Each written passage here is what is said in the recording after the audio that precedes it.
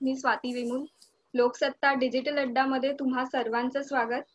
तर लॉकडाऊनमध्ये या डिजिटल अड्डाच्या स्वरूपात आम्ही विविध सेलिब्रिटी तुमच्या भेटीला आणणार आहोत. त्यांच्याशी गप्पा मारण्याची संधी तुम्हाला मिळणार आहे. तर आज आपल्यासोबत एक असं व्यक्तिमत्व आहे, ज्याने प्रेक्षकांना खळखळून हसवलंय सुद्धा आणि कधी रडवलंय सुद्धा. कलाकारांपासून राजकारण्यांपर्यंत त्याने अनेक व्यक्तिमत्वांचे हुबेहूब नकली केलेल्या आहेत. विनोद हा त्याच्या जीवनाचा एक अविभाज्य घटक आहे आणि कधी पोस्टमन, कधी पुणेरी बाई, तर कधी आणखी कोणी अशा विविध व्यक्तिमत्वांमधून या कलाकाराने प्रेक्षकांचं भरभरून मनोरंजन केलंय. असा विनोदवीर आणि असा अभिनेता सागर कारंडे आज आपल्यासोबत आहे. सागर, लोकसत्ता डिजिटल अड्डामध्ये तुझं खूप खूप स्वागत. थँक्यू सो मच की तुम्ही हा जो काही उपक्रम सुरू केलाय आणि त्यामध्ये पहिली संधी मला दिली त्याबद्दल खूप खूप धन्यवाद. नक्कीच. आणि जे जे लोक हे वेबिनार पाहतायत त्यांना सुद्धा तुझ्याशी संवाद साधण्याची, थेट तुला प्रश्न विचारण्याची संधी मिळणार आहे. त्यामुळे म्हणजे त्यासाठी खरं तर कान आसुसलेत, कारण गेले 1.5 महिना प्रेक्षकांची काही अशी देवाणघेवाण काही होतच नाहीये किंवा झालेलीच नाही. आणि ती एक सवय असते आपल्याला की आपलं कौतुक ऐकायची. मला तर खूप आवडतं स्वतःचं कौतुक ऐकायला, पण ते काही संपर्क नसतो, काही देवाणघेवाण झालेली नसते. तर अशा माध्यमातून जर लोकांशी गप्पा मारता आल्या, त्यांना भेटता आलं तर फार मजा यायचं जरा. नक्कीच. तर तुम्हाला क्वेश्चन अँड आन्सर्स मध्ये जाऊन टाईप करून तुमचे प्रश्न, तुम्ही सागरसाठी जे काही तुमचे प्रश्न आहेत ते विचारू शकता. तर या मुलाखतीला मी सुरुवात करते. सागर, माझा पहिला प्रश्न असा आहे की थोडंसं मी मागे जाईन, कारण चला हवा येऊ द्या, फू बाई फू हा प्रवास तर सगळ्यांना माहितीच आहे, पण फार कमी लोकांना माहिती असेल की तुझी सुरुवात एक अभिनेता नाही तर एक कम्प्युटर इंजिनियर म्हणून झाली आहे.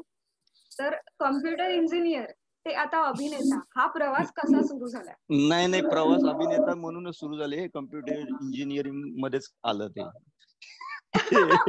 ते ते नाईलाजाने आलं. अभिनयाची आवड म्हणजे अगदीच शाळेत असल्यापासून मी वर्गात करायचो तेव्हापासून सुरुवात झाली होती. आणि पण असतं ना, प्रत्येक सर्वसामान्य आई बापाला वाटत असतं की छान शिकावं, छान नोकरी करावी, छान घर सांभाळावं, असं एक इच्छा असते. कोण त्यात काही वावगं नाहीये मला नाही वाटत. पण तो अभिनयाचा किडा आधीपासूनच होता. नंतर मग तो वाढत गेला, मोठा होत गेला. मग त्याला बाहेर काढणं गरजेचं वाटलं मला. आणि त्यानंतर मग मी ते सोडून मग पूर्णपणे या क्षेत्रात आलो. ओके. पण एखाद्या व्यक्तिमत्वाचं हुबेहूब नक्कल करणं म्हणजे अगदी आवाज, हावभाव जे काही आम्ही पाहतो चला हवा येऊ द्यामध्ये किंवा त्याच्या आधी फू बाय फू मध्ये, म्हणजे तुझ्या डाव्या हाताचं मळ आहे असं वाटतं. म्हणजे कोणतंही व्यक्तिमत्व तू सहज त्याची नक्कल करू शकतो. तर यासाठी तू तयारी कशी करतोस? नाही, कसं आहे, मुळात लहानपणापासून ऑब्झर्वेशन फार महत्वाचं असतं कुठल्याही कलाकाराला, असं मला वाटतं. आपण रस्त्यातून फिरत असतानाही आपण खूप लोक आपल्याला भेटतात, खूप लोक आपल्याला दिसतात. काही जणांचा आवाज आपल्याला ऐकायला आवडतो, किती मस्त आवाज आहे असं म्हणतो आपण. काही जणांचं चालणं आपल्याला आवडतं, काही जणांचं बोलणं आपल्याला आवडतं, ज्या पद्धतीने माणूस बोलतो. काही जणांचे रिएक्शन्स आवडतात.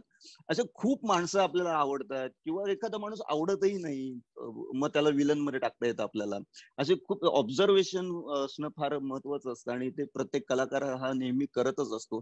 तसंच ऑब्झर्वेशन मी लहानपणापासून करत आलो की शाळेतल्या बाई कशा बोलतात, सर कसे बोलतात, माझ्या घरातली आई कशी बोलते, माझे एक आजोबा आहेत ते कसे बोलतात, गावी गेल्यानंतर काही बुजुर्ग मंडळी असतात ज्यांचं ऐकायला आपल्याला खूप आवडतं, मग ते कसे बोलतात, त्यांचे किस्से हे मी घरात करून दाखवायचो. तर तेव्हापासून एक सवय लागली. आणि मला आवाजांशी खेळायला खूप आवडतं. मला लहानपणापासून कार्टून हा प्रकार मला भयंकर आवडत असल्यामुळे मला खूप क्युरियोसिटी असायची नेहमीच की हा आवाज नेमका कुठून येत असावा. म्हणजे खूप वेगवेगळ्या पद्धतीचे आवाज असतात. आता तुझा आवाज वेगळा आहे, अजून खूप माझा आवाज वेगळा आहे, माझ्या बायकोचा आवाज वेगळा आहे. सगळ्यांचे आवाज वेगळे कसे असतात? जर माणूस हा माणूसच आहे तर त्याचे आवाज वेगळे कसे असतील? तर ते कसं आहे, प्रत्येकाचं स्वरयंत्र असते आणि त्यामध्ये प्रत्येकाच्या नुसार ते चालत असतं.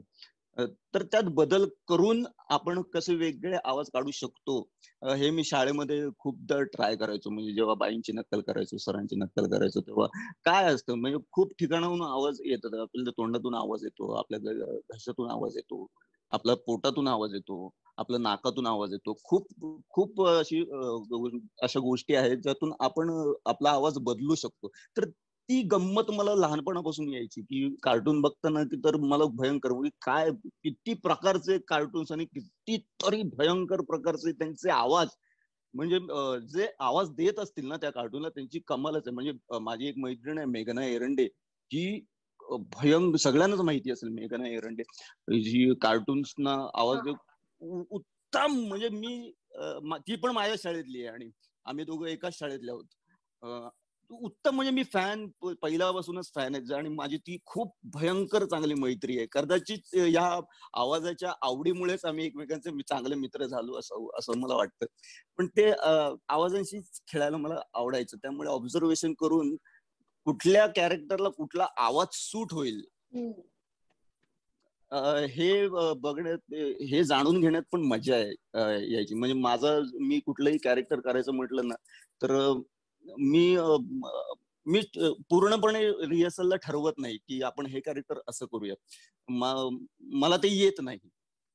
पण माझं काम सुरू होतं मेकअप झाल्यानंतर. माझा मेकअप जेव्हा पूर्ण होतो ना तेव्हा मी आरशासमोर बसलेलो असतो आणि फक्त स्वतःला बघत असतो आणि आता हा कसा बोलेल, ह्याच्या काय सवयी असतील, जर पूर्ण दाढी असेल, मिशी असेल, एखादी कॅप असेल त्याला, आणि तर तो कसा दिसेल, कसा बोलेल, कसा चालेल, मध्येच काय भुवई उडवेल का, मग कसं दिसतंय, अरे हे छान वाटतंय करताना, हे केलं तर हे छान वाटतं करताना, ह्याला असा आवाज दिला तर मजा येते. कॉमेडीमध्ये जरा वेगळं पद्धत विरोधाभास करावा लागतो. एक जाड माणूस असं ज्याने त्याला पातळ आवाज दिला तर आपल्याला हसू येतं त्या गोष्टींचं. हो. तर त्या गोष्टी आपण ट्राय करून बघतो आणि मी नेहमीच, मला मजा येते ते करायला, मी नेहमी करतो ते.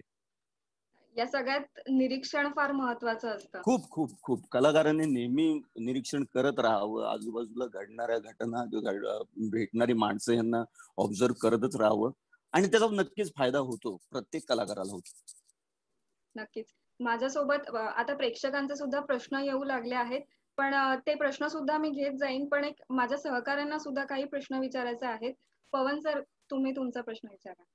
सागर, तू जसं म्हणालास की तुझा संवाद प्रेक्षकांशी तुटलाय. आम्ही थेट मी माझे प्रश्न काही घेण्याच्या अगोदर प्रेक्षकाचा एक चांगला प्रश्न, आता ज्या विषयावर आपली चर्चा सुरू होती त्याच्यावरचा एक प्रश्न होता की जस्ट हलकं फुलकं हे जे नाटक होतं त्याच्यामध्ये तुझ्या 6 भूमिका होत्या. कठीण होता. अमित कदम नावाचा एक प्रेक्षक आहे, त्याने हा प्रश्न विचारलेला आहे की ते स्क्रिप्ट पाठ झाल्यानंतर किंवा होत नव्हतं का 6 भूमिका एकाच वेळी, 6 आवाज सगळं आणि आवाजाचं सगळं सांगितलंस. अमित कदमने हा मस्त एक खूप मलाही खूप आवडला हा प्रश्न ऍक्च्युली. खरं तर म्हणजे कमाल, माझ्या आयुष्यातलं एक माइल्ड स्टोन नाटक होतं ते आणि मला भयंकर आवडायचं. मग ह्या नाटकाची एक माझ्या आयुष्यातली एक वेगळी हिस्ट्री आहे.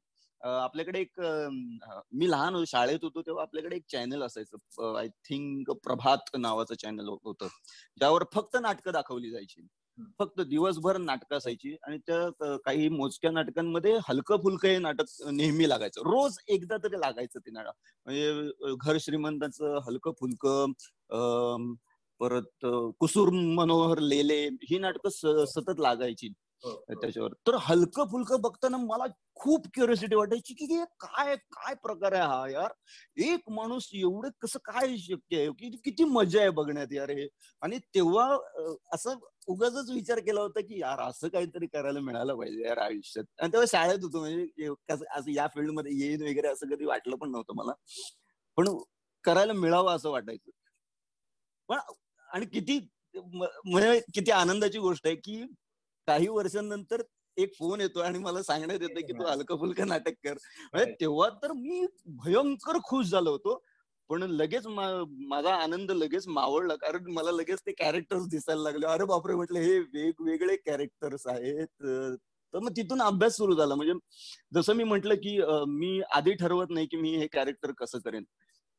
आधी मी त्यांचे गेटअप बघितले, काय असतील गेटअप. मी दिग्दर्शकाशी गणेश पंडितशी मी डिस्कस केलं की काय गेटअप असतील साधारणपणे. बरं, ते करताना एवढी मजा यायची की रादर रंगीत तालमीच्या वेळी मला 2 कॅरेक्टर्स मिळत नव्हते. म्हणजे रंगीत तालीम आहे, उद्या प्रयोग आहे आणि मला ते 2 कॅरेक्टर्स मिळतच नव्हते. कसे असतील हे 2 कॅरेक्टर, कसे बोलतील आणि काय असेल, वाक्य पाठ होती सगळं व्यवस्थित होतं, पण ते कॅरेक्टर्स मिळत नव्हते मला. ते कॅरेक्टर्स मला on the spot on the stage मिळाले, तिथे त्या रंगमंचावर उतरल्यानंतर मिळालं. असं खूपदा होतं माझं की मला मी जेव्हा ब्लँक असतो की मला सुचत नाही ना, तेव्हा माहित नाही देवाची कृपा आहे की स्टेजवर गेल्यानंतर मला ते देवाच्या कृपेने ते कॅरेक्टर्स मिळतात. असं नाही होत की मी गेलोय आणि आता काय करायचं काही कळत नाही. पण खरंच देवाचे आभार आहेत. ही एक चांगली गोष्ट मला दिली आहे त्याने की गेल्यानंतर मला मिळतं, काही ना काहीतरी मिळतं मला. मी हे बरं, हे जे 6 कॅरेक्टर्स होते ते अगदीच भिन्न वेगवेगळ्या, होतं. भिन्न, भयंकर भिन्न, एकमेकांपासून एवढे भिन्न, त्यांचे वयोगट पण वेगवेगळे होते. एक हा होता भटजी होता, एक भटजी, एक त्या नाटकाचा हिरो जो माझ्याच वयाचा होता तो एक होता, मुलीचा बाप असं, असा एक कॅरेक्टर, हिरोईन होती त्यात तिचा बाप, आणि माझा बाप पण मीच करायचो, असं होतं ते. म्हणजे मी आणि माझा बाप पण मीच, हिरोईनचा बाप पण मीच, आणि विलन पण मीच, तो भटजी पण मीच. पर यात एक गंमत मला भयंकर आवडायची त्या नाटकाची की एखादं कॅरेक्टर आलं, एक एंट्री घेतली त्या कॅरेक्टरने आणि त्यानंतर त्याने एक्झिट घेतली ना, तर काही नाटकांमध्ये असं असतं की ते कॅरेक्टर संपतं, ते कॅरेक्टर परत येत नाही. म्हणजे कलाकाराला एक आधार मिळतो की हे कॅरेक्टर आता परत नाही करायचं, ते विसरून जाऊया आपण, जे काही बेरिंग ह्याच्यामध्ये असं पकडलं काही आपण नव्हतं. त्याचं. ह्याच्यामध्ये उलटून सुलटून येतातच आहेत ते प्रत्येक वेळी. हा. भटजी पहिल्या सीन मध्ये आलाय तर तिसऱ्या सीन मध्ये पुन्हा आलाय, परत इंटरव्हल नंतर परत आलाय. म्हणजे असे हे, त्यामुळे कुठल्याही कॅरेक्टरचं बेरिंग चुकवून चालणार नव्हतं. म्हणजे तो फार सुंदर टास्क होता आणि प्रत्येक प्रयोगाला धमाल यायची, धमाल, कमाल कमाल. भारत कमाल होता, अनिता दाते कमाल कमाल. म्हणजे खरंच आम्ही तिघांनी खूप एन्जॉय केलंय ते नाटक. एका वाचकाने आपल्याला सांगितलं की तुमच्या बॅकग्राऊंडला जे पोस्टर्स आहेत ते खूप सुंदर आहेत. हा, हे वाचकांचे आता प्रश्न वाढत चालेत. प्रेक्षकांना तुमचे हो. काही प्रश्न असतील तर तुम्ही क्वेश्चन अँड आन्सर मध्ये टाकू शकता. ते तुम्ही परत परत तिथे विचारू शकता. आम्ही ते एक एक करून घेणार आहोतच आणि त्यांच्याद्वारे तुमच्याशी संपर्क साधणार आहोत. सागर, माझा एक स्वतःचा असा प्रश्न आहे जो मला कायम पडत आलेला आहे की विनोदवीर असतो किंवा एक मिमिक्री आर्टिस्ट असतो, त्याचं करिअर हे फार स्ट्रगलिंग असतं. किंवा मग त्याला मेन रोल किंवा लीड रोल मिळवताना खूप धडपड करायला लागते कुठल्याही, पण त्याचं पात्र हे तेवढंच महत्वाचं असूनही लीड रोलला जास्त व्हॅल्यू राहते. पण एखादा चित्रपट असो किंवा नाटक असो किंवा सिरियल असो, तो जो विनोदवीर असतो तो ती भूमिका गाजवून जातो, पण त्याला लीड रोल करताना तेवढ्या समोरून ऑफर येत नाही. हे हा जे स्ट्रगल आहे, हे जे स्ट्रगल आहे, तू आतापर्यंत या स्ट्रगल मधून गेला असशील. एक 2-3 चित्रपट तू केलेस, नाटक तू केलेस, आता तू हवा येऊ द्या चला हवा येऊ द्या गाजवतो आहेस, घराघरात पोहोचलेला आहे. पण ही जी मालिका आहे स्ट्रगलची, ती कुठे थांबलीये का? कुठे काही वाटतंय का आता आपल्याला लीड रोलकडे, आपल्याला हिरोच्या रोलकडे, अशा प्रकारच्या, जी की हम्म सर्वसामान्यांच्या डोळ्यात असतं की हा हिरो आहे किंवा मग हा हा. विनोदवीर आहे किंवा मग अशा प्रकारचं. तुला अशा स्ट्रगल मधून जाताना कसं हे होतं? पहिली कसं आहे की मुद्दा राहिला मिमिक्रीचा, तर मला खूप आधी खूप जणांनी हिणवलंय या गोष्टीवरून की आयुष्यात तू काय फक्त एवढंच येतं तुला, तू काय एवढंच करणार. तर मला काही गैर वाटलं नाही त्यावेळी, कारण कदाचित देवाने मला एक प्लस पॉइंट दिला आहे आवाजाचा. मग तो फक्त हिरोचे आवाज असतील किंवा असं नाही, तर मी ह्याचे कार्टून फिल्मचे डबिंग पण बरेच केलेले आहेत किंवा वेगवेगळ्या सिनेमांमधल्या कॅरेक्टर्सना पण मी खूपदा आवाज दिलेला आहे. मुळात मिमिक्री ही कन्सेप्टच लोकांना कळलेली नाही. मिमिक्री म्हणजे लोक विचार करतात की एक माणूस येतो, हिरोचा आवाज काढतो आणि जातो, त्याला म्हणतात मिमिक्री. तर मिमिक्री तसं नाहीये ते. मला असं वाटतं की या जगात येणारा प्रत्येक माणूस हा मिमिक्री करतो, असं प्रामाणिक मत आहे. प्रत्येक माणूस, प्रत्येक मुलगा म्हणेन मी, लहानपणापासूनचा अगदी जन्म घेतल्यापासून तो मिमिक्रीच करत आलेला असतो. आपण म्हणतो की एखादा मुलगा आईवर गेलाय, बापावर गेलाय म्हणजे काय, तो त्यांना ऑब्झर्व करत आलेला असतो. ते कसे बोलतात, कसे चालतात, हे त्यांना ऑब्झर्व करत आलेला असतो. आपण एखाद्या मुलाला एखादी गोष्ट शिकवतो, जसे आपल्याला वर्गामध्ये पाढे शिकवलेले जातात आणि त्या पाढ्यांना एक ठराविक चाल असते. बे एके बे, बे दुने चार, ही चाल आहे आणि ती चाल आपण आयुष्यभर बोलत असतो. तर दॅट्स कॉल्ड मिमिक्री. आपण त्या शिक्षकांची मिमिक्री केलेली आहे. त्याला तुम्ही वेगळी चाल लावलीत का? नाही. नंतर आयुष्यात तुम्ही कधी वेगळी चाल नाही लावली, तुम्ही मिमिक्रीच केलेली आहे. तुम्ही मिमिक्रीच करता. आपण सगळे हे मिमिक्री ऍक्टरच आहोत आणि प्रत्येक कलाकारामध्ये हे गुण असतात. गुण म्हणेन मी, हे गुण असतात. आवाजाची देण प्रत्येक कलाकारामध्ये असते. वेळेनुसार ती काढावी लागते किंवा माहीत पडायला थोडासा वेळ लागतो त्या गोष्टीला. काही जणांना माहितीच नसतं की स्वतःच्या आवाजामध्ये किती गंमत आहे, त्यामुळे त्यांच्यातून ते निघतच नाही. काही जणांना थोड्या कालावधीने कळलं, अरे मी हे पण करू शकतो. हे स्ट्राईक होणं फार महत्वाचं असतं. तुला मुद्दा कॉमेडी नट आणि सिरियस नट, तर मी पहिल्यापासून मी या सगळ्या गोष्टींच्या विरोधात आहे. माझं असं म्हणणं आहे की नट हा नटच आहे, तो कॉमेडी किंवा सिरियस असं वर्गीकरण करणं फार चुकीचं आहे. आणि जे करत असतील तर आय एम सॉरी, मला खूप वाईट वाटेल त्या माणसांचं, की काय मी नाही बोलू शकत आता. कारण नटाने पाण्यासारखं असावं, त्यात कुठलाही रंग टाकला ना तर तो घेता आला पाहिजे त्याला. की कॉमेडी म्हणजे काय, जास्त कॉमेडी कामं मिळाल्यामुळे कॉमेडी, जास्त तुम्ही कॉमेडीमध्ये बघितले म्हणून कॉमेडी ना, अजून काय. सिरियस हे करू शकतो तो माणूस. जसं आता मी हवायोद्यामध्ये तर 2 वेगवेगळ्या माध्यमातून किंवा भूमिकांमधून येतो. का पोस्टमन नसता आवडला मग लोकांनी कशाला एक्सेप्ट केलं असतं. मी पोस्टमनही करतो, मी कॉमेडीही करतो. मला मुद्दा हिरोचा तो गेले, मला नाही वाटत. मी हलकं फुलकच्या आधीपासून प्रत्येक नाटकामध्ये हिरोचीच भूमिका करत आलो. माझं आत्ता जे नाटक चालू आहे इशारो इशारो में, त्यात मग मी लीड काम करतोय, हिरोचं भूमिका करतोय. त्याच्या आधीच नाटक होतं इडियट्स, त्यातही मी हिरोची भूमिका करतोय. हलकं फुलकामध्ये पण हिरोचीच भूमिका करत होतो. अजून बरेच नाटक आहेत त्यात मी हिरोची भूमिका केलेल्या आहेत. असं काही नाहीये. आपण कुठे काम करायचं, आपण कुठलं काम घ्यायचं मुळात, हे फार महत्वाचं. आपल्याला पटलं पाहिजे ते काम करताना. बरोबर. चला हवा युद्धाचा उल्लेख केला, आता वेगवेगळ्या भूमिका करून तू गाजवलेला आहे. योगेश कांबळी नावाचा एक आपला दर्शक आहे, त्यांनी तुम्हाला मेसेज पाठवलाय की नमस्कार सागर भाऊ, लव्ह यू ऑल, परफॉर्मन्स खूप छान असतात, आम्ही त्याला वाट बघतोय, कीप इट अप वगैरे. Thank you so much. असा एक त्यांचा मेसेज होता. अजून एक शर्वरी आहे, तिला थेट प्रश्न विचारायचा आहे तुला. शर्वरी, तुम्ही लाईव्ह येऊ शकता. शर्वरी जोशी. लॉकडाऊन सुरू आहे आणि सगळेच जण घरामध्ये बसलेत, कंटाळलेत. त्यामुळे प्रत्येक जण काही ना काही छंद जोपासतोय किंवा आवडत्या कामांमध्ये मन रमवतोय. छंद नाही जोपासत आहे, पण आम्हाला असं जबरदस्ती करावं लागतं त्या गोष्टी.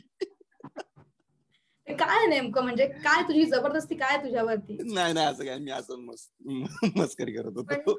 जबरदस्ती नाही. लॉकडाऊन मध्ये तुम्ही एक कोणती तरी एक गोष्ट शिकताय अशी माहिती आम्हाला मिळाली आहे. हा, मी जेवण बनवायला शिकलोय सध्या. मी आता वेगवेगळ्या पद्धतीच्या भाज्या करू शकतो. मी पोहे बनवू शकतो, असं मी शिकलेलो आहे. म्हणजे बायकोने अगदी व्यवस्थित शिकवलंय. कारण काय व्हायचं की कधी कधी ती घरी नसायची, तर माझे खायचे प्यायचे वांदे असायचे. तर आता अनावधानाने वेळ मिळालाय तर ते म्हटलं शिकून घेऊया. कधी कधी त्यांनाही मला आराम द्यायचा असतो की आता ते दिवसभर काय मुलगी आहे, घर आहे, सगळं करतच असतं, तर कधी कधी त्यांनाही आराम मिळतो छानपैकी. पण मी शिकलो, मला स्वतःला शिकायला आवडलं ते जे काय आहे प्रकरण. मजा आली. जरा डोळ्या संगीताशी निगडीत काही शिकतोय? हा, तुम्हाला कसं माहित? हे कुठून काढलंय तुम्ही? हे मी पोस्ट वगैरे काहीच केलेलं नाहीये. हे कुठून मिळालंय तुम्हाला? आमचा रिसर्च खूप मोठा आहे. पत्रकारांची सूत्र. वा दिलेल्या माहितीनुसार वगैरे. वा हो, मी गिटार शिकतोय सध्या.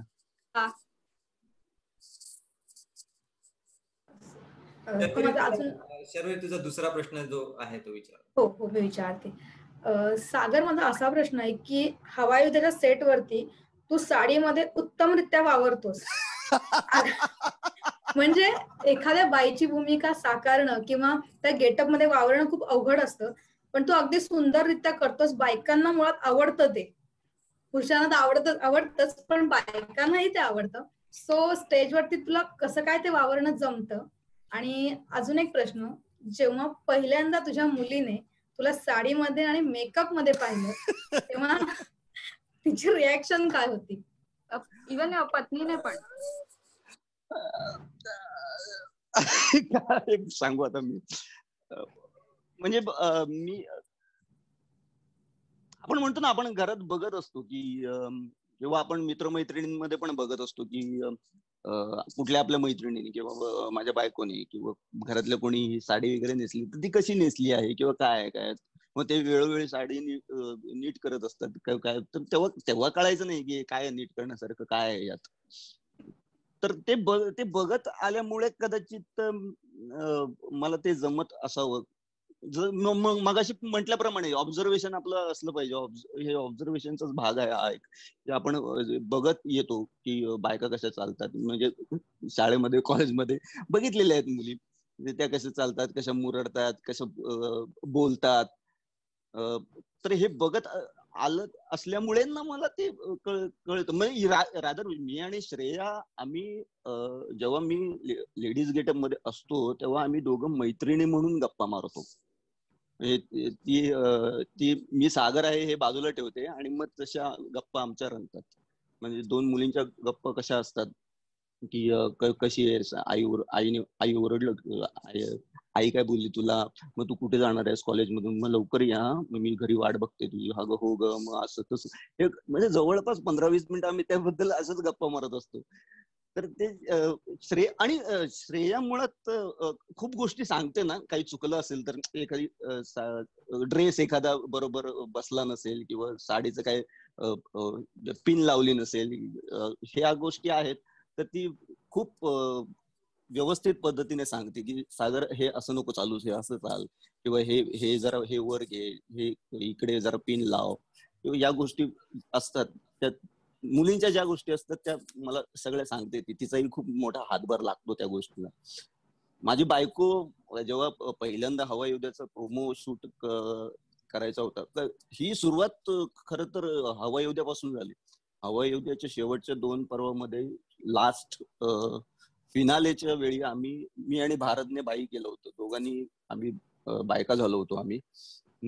तेव्हा काही वाटलं नव्हतं. म्हणजे तेव्हा काही घरातून तक्रार वगैरे आली नव्हती, कारण ते काही नेहमी करायचं नव्हतं, एकदाच करायचं होतं. पण हवाई युद्धाचं प्रोमो जेव्हा शूट झाला आणि हे एक कॅरेक्टर मला करायचं आहे पुढे कंटिन्यू, असं जेव्हा आलं तेव्हा जरा बायको म्हणाली की नका करूया. ते म्हटलं माझं काम आहे ते, आपण करूया. आणि एक वेगळा अनुभव पण मिळतो ना. जरा वेगळं केलं तर जरा मज्जा पण येते एखाद्या कलाकाराला. बघू तर करून, आपल्याला जमतंय ना जमतंय नंतरचा भाग आहे, बघूया तरी करून.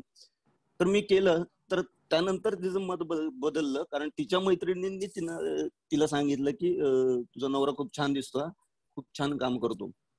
तेव्हापासून ती काही बोलत नाहीये मला. मुलगी काय म्हणाली होती पण? बाबांना साडीमध्ये बघितलं. मग मुलगी नाही मला काय बोलली. मुलीचे जे फ्रेंड्स आहेत ते तिला म्हणायचे, तुम्हारे डॅडी को देखा हमने साडी में देखा. हा मेरे पापा ऍक्टर आहे, जाओ, असं बोलते मग ती. काही वाचकांचे भरपूर प्रश्न यायला लागले आहेत. अमित कदम म्हणून एक वाचक आहेत, ज्यांनी विचारलंय की तू असो, भाऊ कदम असो, भारत गणेशपुरे असो, हे तुम्ही स्क्रीनवर प्रेक्षकांना हसवता, तुम्ही स्वतः हसत असता, पण ऑफ स्क्रीन पडद्यामागे तुम्ही कसे वावरता, मित्रमैत्रिणींसोबत वगैरे तुम्ही कसे आहात? ऑफ स्क्रीन सागर कारंडे कसा आहे? मी खूप शांत आहे ऍक्च्युली. मी भयंकर शांत आहे. म्हणजे उगाच बडबड मला नाही आवडत. उगाच एखाद्या विषयावर बडबड करत राहणं मला नाही आवडत. मी खूप शांत आहे. पण आमच्या सेटच्या मागे आमच्या मेकअप रूम मध्ये पूर्णपणे धमाल असते. म्हणजे आम्ही खूप त्रास देतो एकमेकांना. म्हणजे मी आणि भाऊ मिळून भारतला भयंकर त्रास देतो. म्हणजे आम्ही काहीही बोलतो आम्ही एकमेकांना, काय सुचेल म्हणजे कल्पनेच्या पलीकडचं आम्ही काही बोलतो. म्हणजे एवढे अपमान आम्ही एकमेकांचे करत असतो ना, म्हणजे चांगल्या अर्थाने, की आम्ही सतत भारतला म्हणत असतो, अरे यार असू दे रे भाऊ, त्याचं वय झालंय आता, ते काय लक्षात नाही राहत काही गोष्टी. तर तो पाण्याचा बॉटल फेकून मारत असतो.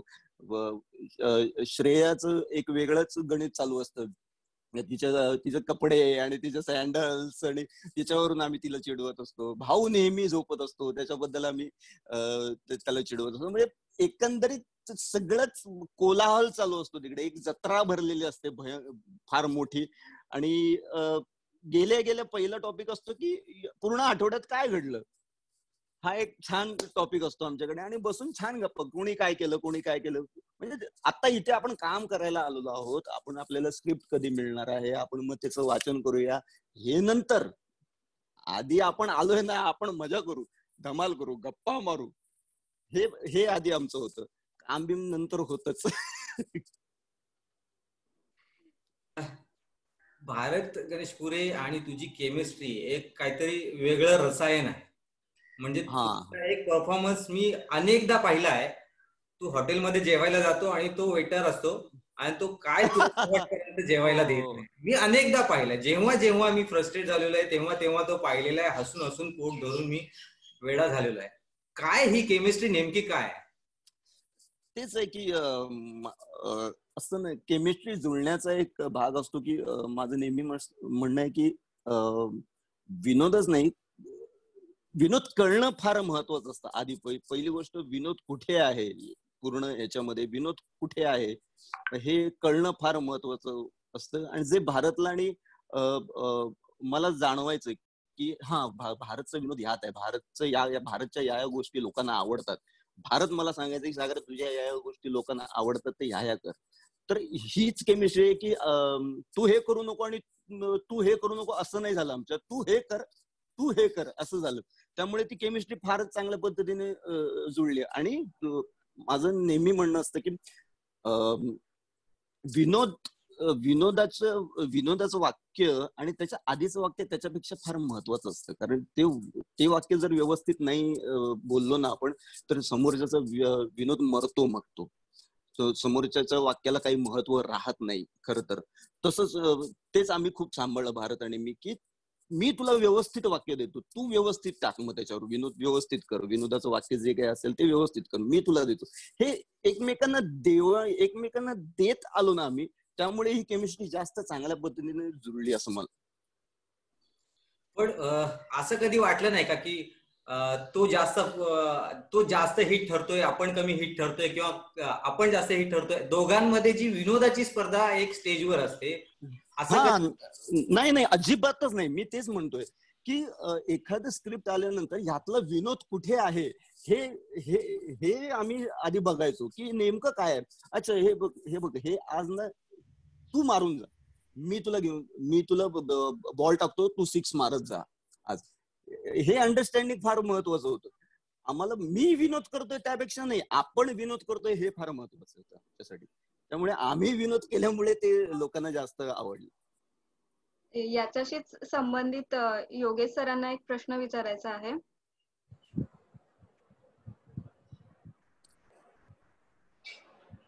आवाज येतोय का तुम्हाला? हॅलो. हा बोला. हा योगेश हा बोला. ते मला असा प्रश्न विचारायचा, तुम्ही ते साडी वगैरे घालताय ते ठीक आहे, पण मला बेसिक प्रश्न असा विचारायचा होता की हे वेगवेगळ्या मुलींकडनं तुम्ही शिकलात, ते बरोबर आहे, तुम्ही बोललात आता मगाशी मी ऐकत, वेगवेगळ्या मुलींकडनं तुम्ही शिकलात ते बरोबर आहे, पण मुळात तुमच्या मिसेसचा याच्यामध्ये काही वाटा आहे का, त्यांनी तुम्हाला शिकवलंय का, असं मला विचारायचं होतं. काय काय तुम्ही म्हणजे परत तुम्ही बोला जरा. उत्तम अभिनय करता स्त्रियांचा, तर भारत गणेशपुरे, तुम्ही मुलींकडनं शिकलात तर भारत गणेशपुरे, हा मी भारत गणेशपुरे बरोबर मी विचारणार आहे प्रश्न हा पुढचा भारत प्रश्न. गणेशपुरे. हा हो सर, सर अरे आराम मी ओळखलं तर. अरे कब्रस्तान मध्ये असेल ना तरी मी ओळखतो. अरे कारण आवाज मला बदलता येतो, तुला नाही. बस किती आवाज बदल तू. इथे कुठे दिसत नाही, थांब तुला दिसणार आहे मी आता. तुला मी म्हटलं ना. कसा वाटला सागर?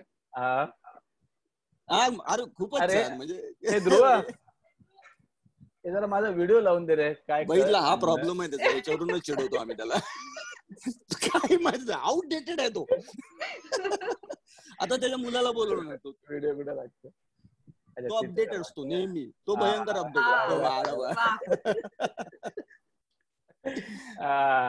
लागलाय दिसलोय. तू काय लिहितोयस की काय स्टोरी, काय पिक्चर लिहितोय? कुठे? हातात पेन दिसला. हातात पेन दिसला. हा अरे नाही काहीतरी स्टोरी आपण लिहून आता. आपला काय विषय काय चालू होता आता? साडी. हा साडीचा. नाही ठीक आहे, त्याला कळलं ते साडीकडनं. हे सतत मला त्रास देत असतात सेटवरनं. आणि सांगायचं म्हणजे आता काय, आता लपवू शकत नाही मी, कारण दाढी खूप वाढलेली आहे आणि ती पांढरी झालेली आहे. त्याच्यामुळे सध्या वयस्कर मी यांच्यात मी एकमेव वयस्कर माणूस आहे. बुजुर्ग आहेत आमचे गुरु आहेत ते. असं बोल.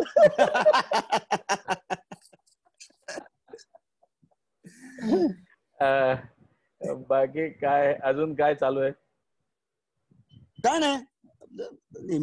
आता हे असं सांगत होते की मी यांना चेंडू देतो म्हणून विनोद हिट होतात, किंवा ते मला चेंडू देतात म्हणून हिट होतात. तुमचं असं एकूण केमिस्ट्री बद्दल तुमच्या दोघांच्या काय म्हणणं आहे? म्हणजे भारत गणेशपुरे यांना प्रश्न आहे, अखिल भारतीय भारत गणेशपुरे काय केमिस्ट्री हा शब्द तुम्ही वापरलाय ना, त्याच्यामुळे ह्या शब्दातच मुळात असं आहे की केमिस्ट्रीमध्ये एक सिंगल गोष्ट घेऊन चालत नाही, त्याच्यामध्ये 2-3 गोष्टींचं रसायन करावं लागतं, त्याचं ते एक प्रॉडक्ट बनतं. केमिस्ट्री या शब्दातच मुळात त्याची एक व्याख्या दिलेली आहे. त्याच्यामुळे कसं होते की मी एकट्याने केलंय, सागर एकट्याने केलंय असं होऊ शकत नाही. आणि कसं आहे की जेव्हा एक बॅट्समन हा 100 रन काढत असतो, तेव्हा दुसरा पण त्याच्याबरोबर 100 रन धावत असतो. ते एकट्याने करून काही होत नाही. त्यामुळे आमचं मला नाही वाटत की आमचं म्हणजे असं काय कधी अगदी 2 पर्व आम्ही जिंकलो. खरं तर 2 पर्वात आमचं कुठंही माझा पंच तुझा पंच याच्यावरनं भांडणं झाले असते. म्हणजे आम्ही तर इतके हे होतो की स्क्रिप्ट आली ते स्क्रिप्ट बघितली की म्हणजे आमच्या रूम मध्ये लोक बेशुद्ध पडायचे. खरं तर स्क्रिप्ट बघितली आणि दोघं एकमेकाकडे बघायचे, थोडं काम करावं लागेल, ओके ठीक आहे थोड्या वेळाने करू असं म्हणून ते बाजूला ठेवून तो त्या बेडवर झोपलाय आणि मी खुर्चीवर झोपलो, किंवा मी बेडवर झोपलोय तो खुर्चीवर झोपला. अशा वेळेस कोणी यायचं आणि इतकं शॉक व्हायचं की अरे यार हे तर झोपले, हे तर आराम करतायत.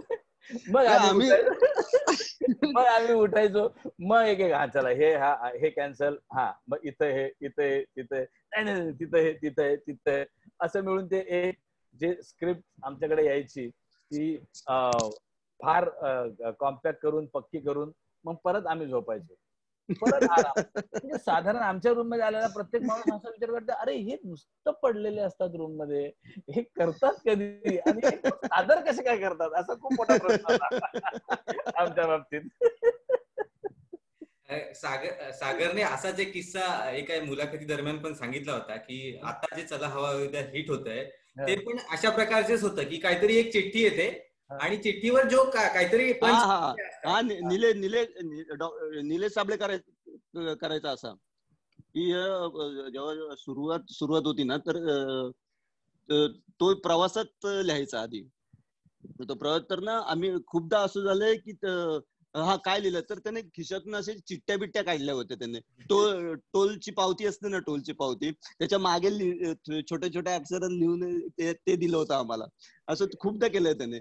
पण आता नाही, आता बऱ्यापैकी तो आता मुंबईतच राहायला आला असल्यामुळे जरा त्याचं धावपळ पण कमी झाली आहे आणि आता लिहिता येतं त्याला, पण रात्रभर लिहित असतात ते. नाही, मुळात ऍक्च्युली खूप मोठा टास्क आहे तो. मुळात चलावच्याचा सक्सेसच ते आहे की शेवटच्या क्षणापर्यंत आम्ही हे करत असतो. म्हणजे एका पंच साठी झगडत असतो. म्हणजे इव्हन एंट्रीला, म्हणजे असं आता एंट्री घेणार तेवढ्या वेळात कोणाच्या डोक्यात आलं तर एक मिनिट ते आहे ना बघ तिथं थोडासा असा पंच टाकून बघ, हा असा पंच, असं म्हणजे अगदी शेवटपर्यंत चालू असतं ते. शेवटपर्यंत चालू असतं. त्याच्यामुळे त्याचं सक्सेस आहे. आणि त्याच्यामध्ये पण असं आहे की तशी 5 लोकांची 6 लोकांची जी टीम आहे त्याच्यामध्ये पण असं आहे की आमच्या मुळात गोष्ट अशी आहे की मगाशी पण तो जो सेम केमिस्ट्रीचा विषय काढला होता, तर तो विषय असा आहे की एक पंच आहे, म्हणजे या पंचवरती लोक हसतील, नो डाऊट, पण हा कोण बोललं की जास्त हसतील, म्हणजे हा सागर बोलला की जास्त असेल, की हा भारत बोलला की जास्त असेल, हा भाऊ बोलला की जास्त असेल, कुशल बोलला की जास्त असेल, लोक ह्याचा एक आढावा येऊन जातो. मग आपल्याला नाही भाऊ भाऊ भाऊ भाऊ भाऊ तू बोल, हे घे, अरे भारत हे तू बोल. त्याच्यामुळे त्याचं जास्त म्हणजे सक्सेस जो आहे तो जास्त त्याचा आहे खरं तर. बरोबर. माझ्यासोबत आरती जॉईन झालेली आहे. आरती नाहीये बहुधा. मी काही वाचकांचे पण प्रश्न घेतो. त्यातला एक महेश कापडे नावाचा एक दर्शक आहे. त्याचा प्रश्न आहे की अभिनेता, इंजिनियर ते अभिनेता हा मगाचा जो मुद्दा होता तो त्यांनी विचारलेला आहे, तो आपण मगाशी कव्हर केलेला आहे. माझा स्वतःचा अजून एक प्रश्न असा आहे की तुम्ही दोघं आता जे केमिस्ट्री आणि सगळ्याबद्दल सगळं खोलून सांगितलं, पण हे करत असताना आपण कुठेतरी बॅक ऑफ द माइंड काहीतरी विसरून जातो. ऑन स्टेज काहीतरी एखादा डायलॉग किंवा विसरूनच, आणि तो आता आम्ही जेव्हा हे प्रश्न काढत असतो तेव्हा पण काहीतरी विसरून जातो. तसं तुमचं पण तिथे होत असणार आणि कोणीतरी तुम्हाला क्यू देत असणार. हे क्यू देण्याचं काम किंवा काहीतरी काय काम कोण करतं हे सगळं? जो विसरतो त्याच्या समोर जो असेल ना तो ते काम करतो. आणि मुळात ना आता लोकांना तेही आवडायला लागलंय. आम्ही जर चुकलो ना तर डॉक्टर तेही ऑनस्क्रीन ठेवतो, म्हणजे टेलिकास्टला तसंच ठेवतो की कोण काही चुकलं तर तसंच ठेवतो. ते लोकांना त्याचं पण जास्त क्युरियोसिटी असते की कोण चुकलं रे, हे आबा चुकला, तर तेही आवडायला लागलं लोकांना. त्यामुळे एवढ्या हशा पिकतात. आम्ही तो तिथल्या तिथे खूप हसतो आणि आमचं हसं बघून ऑडियन्स हसत बसतो. म्हणजे एक खूपच वेगळंच वातावरण निर्माण होतं जर कोण चुकला तर. आणि आम्ही नेहमी वाट बघत असतो की कोण तरी चुकणार आहे आज, आणि एवढी धडकीवर एवढं प्रेशर आलेलं असते, आज आपण नाही चुकायचं. चुकल्यामुळे फायदा असा होतो की लाईव्ह पंच मिळतो ना, असं आहे जो आपल्याला पण माहित नसतं. बरेचदा असं होतं की आम्हाला पण खूप हसू येतं स्टेजवरती, पण तरी इतक्या वरच्या लेवलला चुकतं ना की मग मी तर साधारण त्या तुषार देवलकडे तोंड करून हसत असतो, म्हणजे तिकडे कॅमेरा नाही म्हणून. पळापळ सुरू होते खरं तर. ऑन स्क्रीन सगळी पळापळ सुरू होत असेल तुमची. हो. वाक्यच फुटत नाही. पुढचं जे वाक्य असेल कोणाचं असेल ना तर ते बोलताच येत नाही, एवढं हसू येतं. त्याला काही इलाज नसतं. म्हणजे ते आधी आणि ते कसं होतं की ते काही ठरवलेलं नसतं, वेळेवर ज्या काही गोष्टी झाल्या आणि बाबा जास्त हसू जेव्हा येतं की एखाद्या वाक्याची म्हणा किंवा एखाद्या ऍक्शनची म्हणा खूप जास्त प्रॅक्टिस करतो आणि खूप कॉन्फिडन्सली येऊन नेमकं तेव्हा मग काही इलाज राहत नाही तेव्हा. आरती बोराडेचा एक प्रश्न आहे, ती आहे लाईव्ह आहे, आपल्याला प्रश्न विचारेल. माझा प्रश्न तुम्हाला दोघांना आहे. जेव्हा तुम्ही आता सांगितलं की सेटवरती तुम्ही जेव्हा एखादी गोष्ट विसरता तेव्हा पण ती पण म्हणजे दाखवली जाते, पण तसा एखादा किस्सा आहे का जो तुमच्या अजूनही लक्षात आहे की स्टेजवरती हा विसरला, हसू पण येतंय, कंट्रोल पण होत नाहीये, पण स्टेजवरती परफॉर्म पण करायचंय? असं खूप वेळा घडलंय, असं भयंकर वेळा घडलंय. म्हणजे असं एक पर्टिक्युलर असं काही आता सांगता नाही येणार, पण इथं म्हणजे प्रत्येक शूटिंगच्या वेळी एकदा तरी घडतं. ते एकदा त्या शूटिंगच्या दरम्यान एकदा होतं. नक्कीच होतं. खूप आहे म्हणजे आता टेलिकास्ट पण केलं होतं एक, तर तो शेवटी कुशल बद्रिके बोलला की नाही नाही भाऊ, तुला असं म्हणायचं आहे, त्याच्यावरती मी असं म्हणणार आहे. ते टेलिकास्ट पण केलं होतं ऍक्च्युली. एक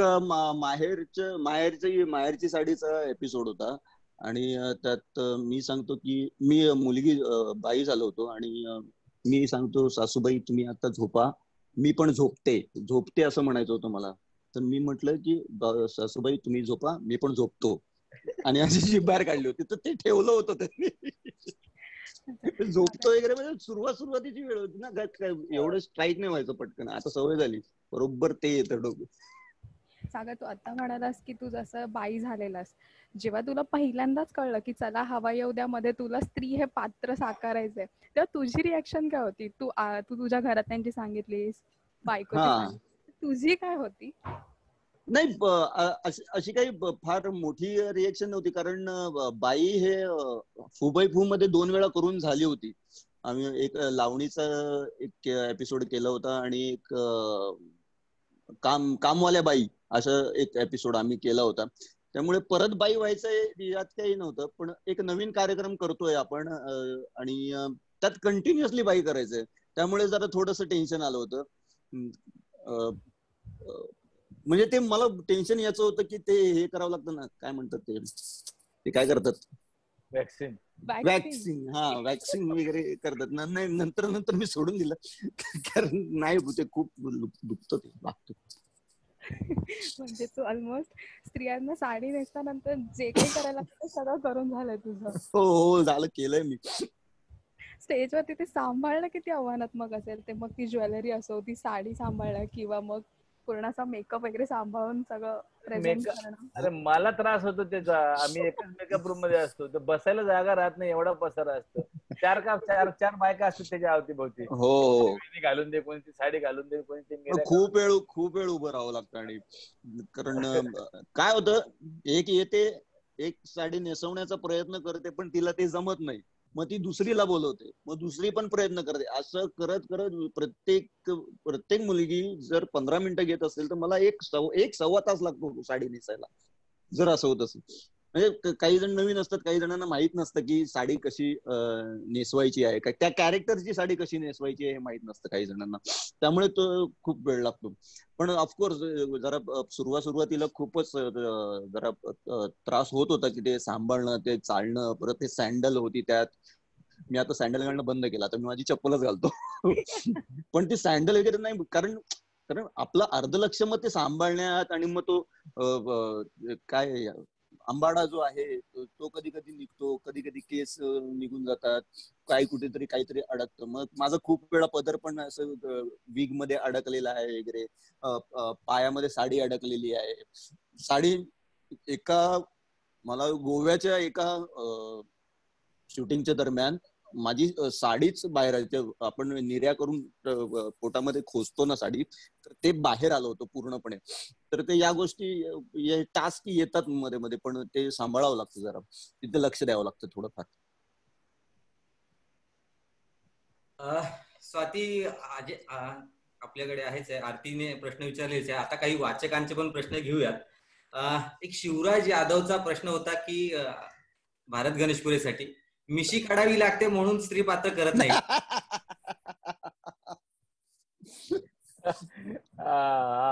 नाही, स्त्री पात्र करायचं नाहीये म्हणून तो मिशी काढत नाही, बाकी इतर ठिकाणी काढतो तो. नाही इतर पिक्चरचं शूटिंग असेल तर काढतो तो. इथे स्त्री करावी लागेल ना. म्हणजे साधारण 4-1 वर्ष झाली मी मिशी काढलेली नाही. आणि कसं आहे की बरेचदा असं होतं की मी बाहेर फिल्म वगैरे करतो, तर मग तिथं कसं होतं की आपला चेहरा आणि बोली भाषा आणि हे सगळ्या गोष्टी अशा आहेत की आपल्याला कोणी खास, आता मी थोडस शुद्ध भाषेत बोलून बघितलं, त्यांनी पहिल्या फटक्यात ओळखलं आहे ना.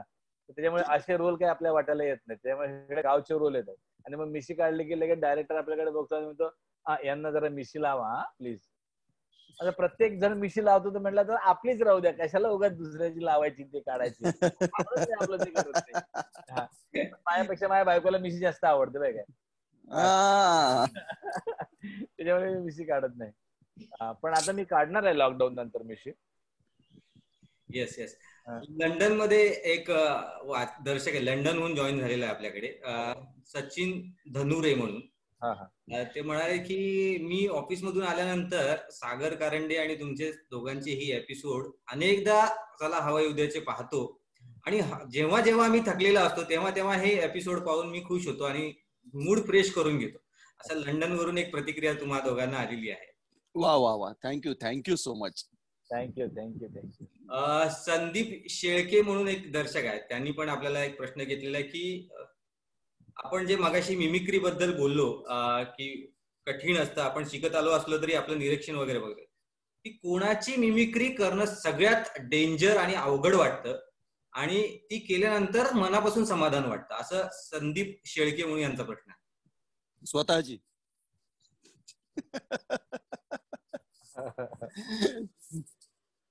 नाही, असं काही सांगता नाही येणार की समाधान,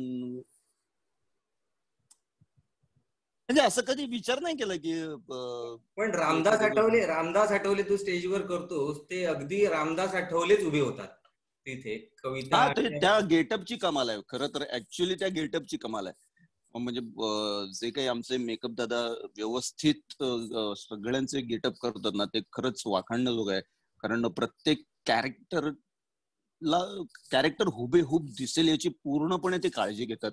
आणि मला असं वाटतं की त्या हवा उद्याचा एक मला 20% तरी मेकअपचा खूप हातभार मोठा आहे यामध्ये.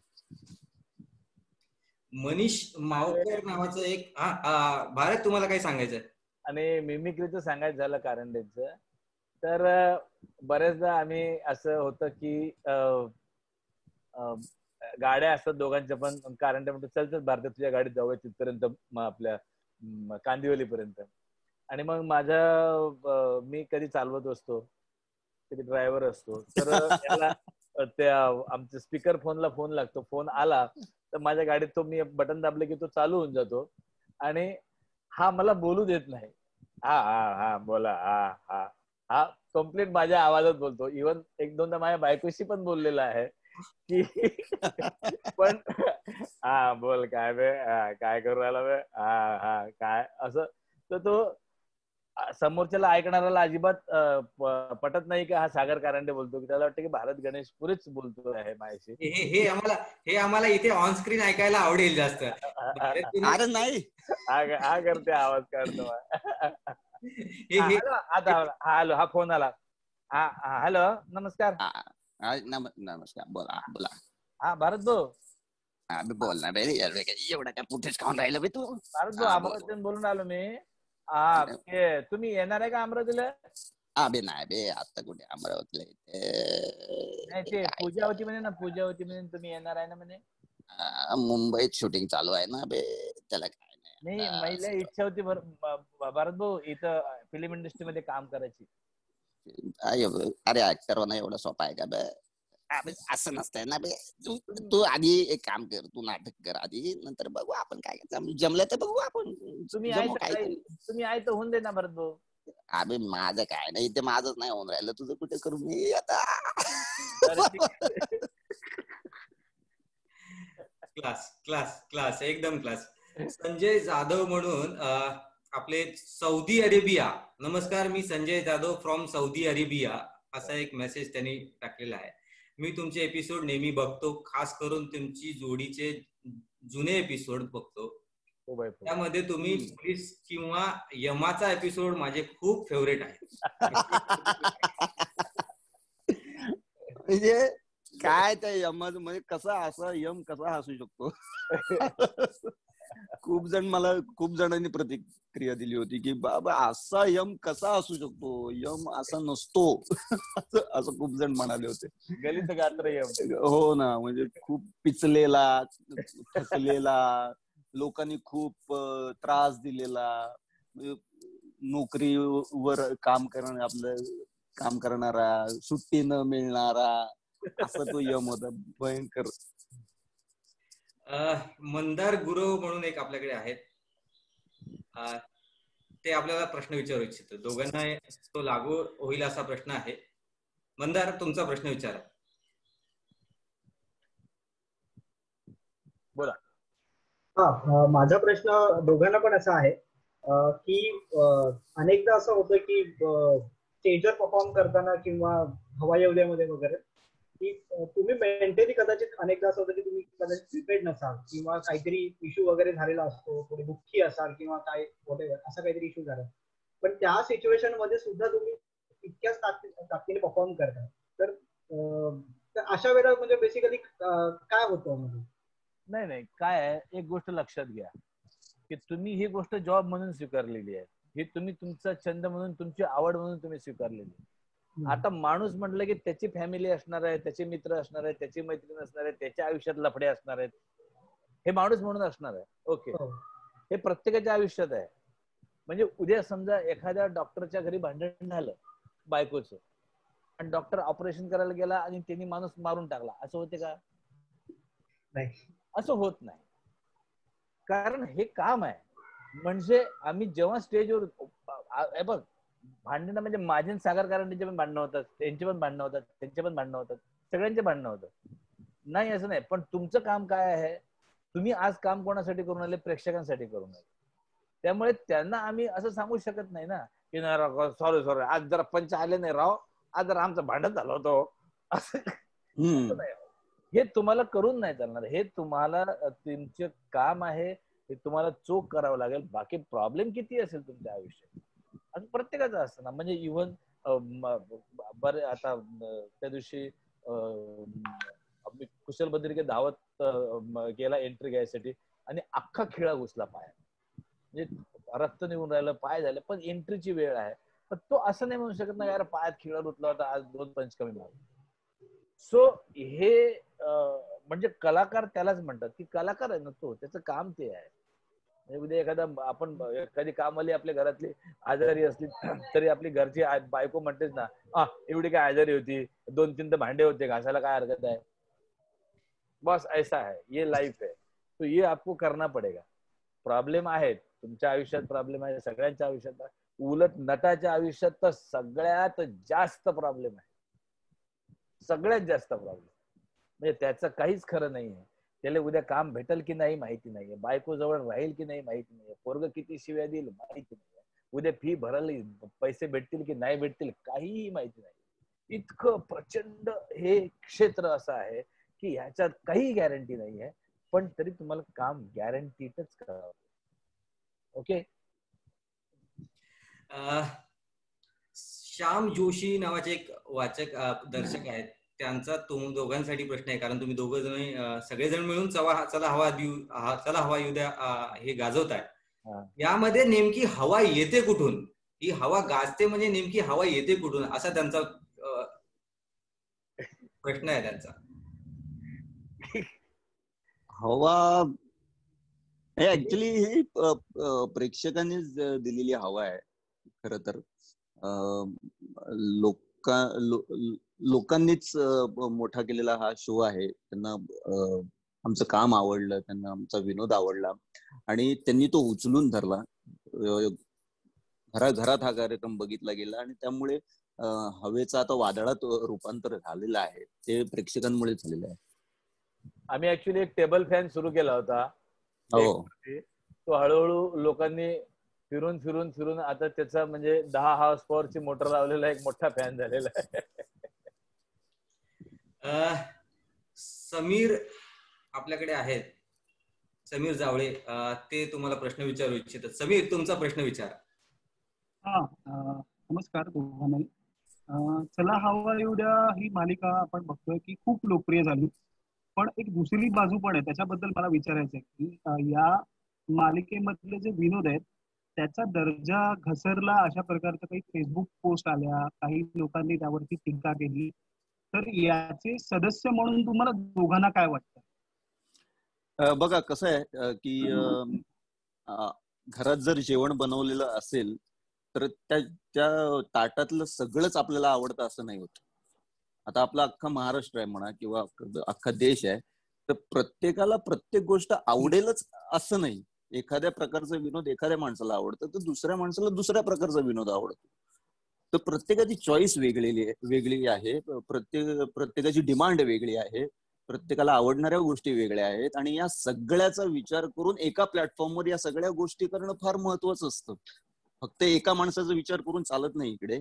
इथे पूर्ण महाराष्ट्राचा किंवा पूर्ण मराठी माणसाचा जे वेगवेगळ्या भागातले आहेत. आता जसं मी पश्चिम महाराष्ट्रातला आहे, भारत अमरावतीतला आहे, तर अमरावती मधल्या माणसांना पश्चिम महाराष्ट्रातला विनोद आवडेलच असं नाही.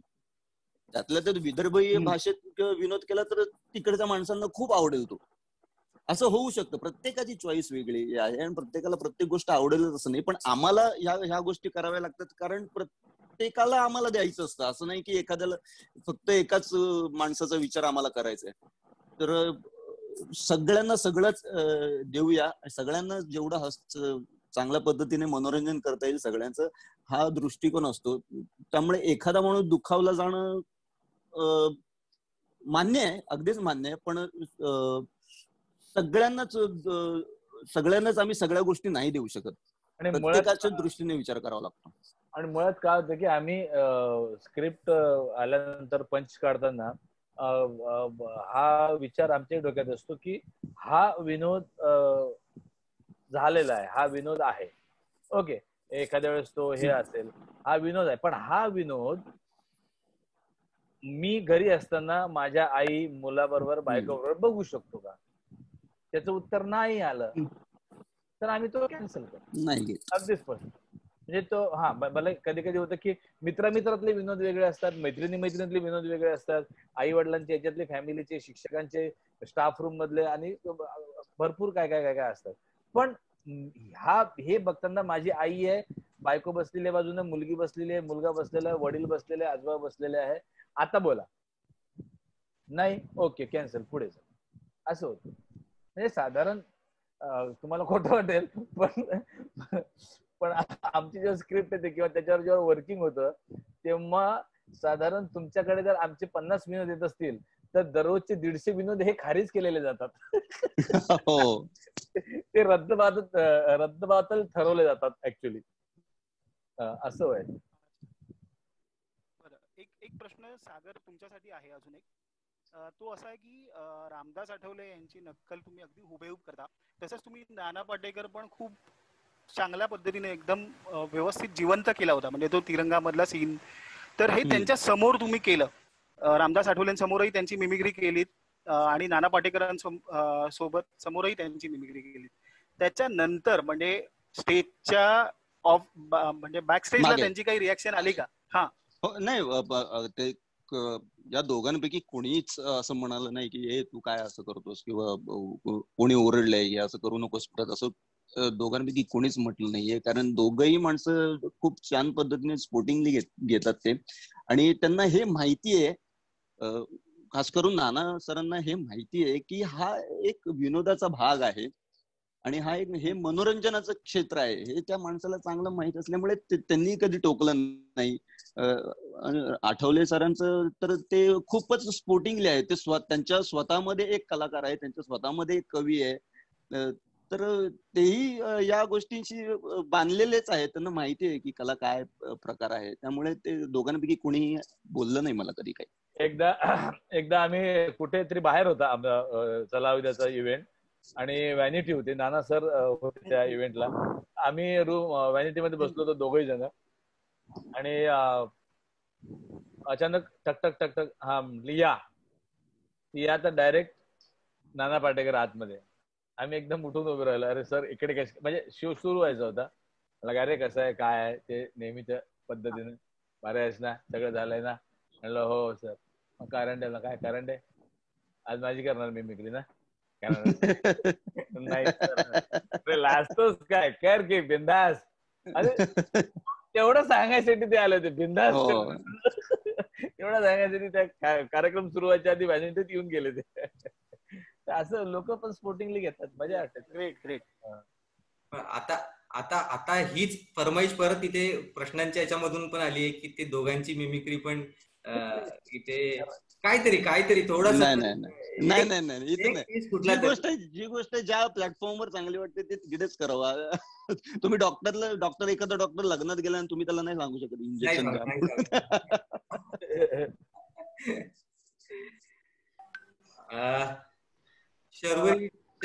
अजून एक प्रश्न विचारणार आहे दोघांना मिळून. शर्वरी, तुझा प्रश्न विचार. माझा प्रश्न सागरला आहे. सागर, स्टेजवरती पुणेरी बाई अगदी सुंदररित्या साकारतोस, हातामध्ये पट्टी वगैरे घेऊन मस्त सगळ्यांना खडसावत असतोस, प्रेक्षकांना खूप आवडतं हे. तर ही पुणेरी बाई नेमकी सापडली कुठे? पुणेरी बाई ऍक्च्युली ज्यावेळी एक शिक्षिका करायचं असे स्क्रिप्ट आलं होतं, तेव्हा जसं म्हणतो की आपण ऑब्झर्वेशन, मी मगाशी पण म्हटलं ऑब्झर्वेशन, तर शाळेत आमच्या एक बाई होत्या, जोशीबाई नाव होतं त्यांचं, जोशी नाव होतं त्यांचं. त्या सेम तशा बोलायच्या, जसं मी आता बोलतोय ना तशाच त्या बोलायच्या. ते कुठेतरी कॉन्शियस माइंड मध्ये लक्षात राहिलं, अचानक मग आठवलं. ऍक्च्युली तो विसरलो पण होतो मी, तर ते थोडंफार क्लिक झालं असावं त्यावेळी, आणि त्यातून मग ती पुणेरी बाई उदयास आली. पण तुझ्या शिक्षिका होत्या, त्यांना हे माहिती होतं का की तू त्यांनाच कॉपी करतोय, का आता कळतंय त्यांना? काय माहित, आता शाळा संपूर्ण तर खूप वर्ष झाली, आता त्या कुठे असतील मला माहिती, बघत असतील की नाही माहित नाही मला. मस्त. कारण ते तुम्ही जेवण बनवणं शिकलात असं तुम्ही मग झाला विषय मगाशी. नाही काय म्हणजे त्याच्यासाठी यायचं कधी असं विचारत होतं. अरे कधी आता लॉकडाऊन संपलं की ये पहिलं जेवण इकडे. अच्छा, ठीक आहे. पुढचा प्रश्न दीनानाथ परब यांना विचारायचा होता. दीनानाथ, तू आहेस? हा, येस आहे. तुझा प्रश्न विचारतो. हॅलो सागर. हा, माझा तुम्हाला एक प्रश्न आहे की भारत गणेशपुरी आणि तुमची मैत्री जी आहे, तुमचं बॉन्डिंग एकदम खूप स्ट्रॉंग आहे दोघांचं. तर तुमच्या मैत्रीला तुम्ही समर्पित असं कुठलं गाणं कराल? आणि अजून एक प्रश्न आहे की तुम्ही स्वतः म्हणजे रंगभूमीवरती काम केलंय, रंगभूमीबद्दल तुम्हाला एक प्रचंड प्रेम आहे, पण सध्या मार्च महिन्यापासून जे आहे ते थिएटर सगळंच बंद आहे. तर रंगभूमीवर असे अनेक कलाकार असतात की ज्यांचं दिवसाचं उत्पन्न असतं जे त्या शो वरती अवलंबून असतं. तर आता लॉकडाऊन संपल्यानंतर परिस्थिती पण इतकी इझी राहणार नाहीये, अनेक लोकांना लगेच नाटकाकडे ते वळणार नाही, थिएटरकडे येणार नाहीत. तर या परिस्थितीत ह्या बॅकस्टेज आर्टिस्ट जे असतात त्यांच्यासाठी काय म्हणजे मार्ग काढता येईल, यावर तुमचं काय मत आहे?